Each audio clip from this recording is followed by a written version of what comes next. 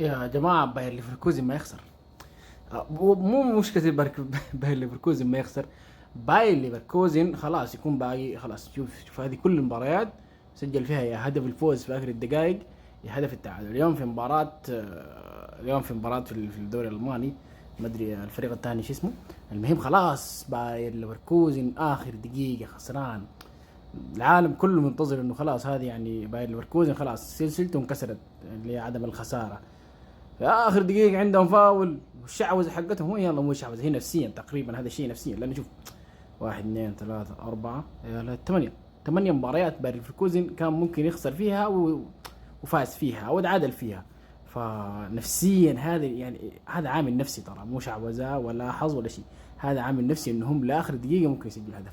فباير ليفركوزن ما يخسرون ان شاء الله، يحافظون على هذه السلسله. يعني هذا تشافي الونسو، شابوه يا مان، شابوه تشافي الونسو، ده بعيد بعيد بعيد لما بهناك، عرفت كيف؟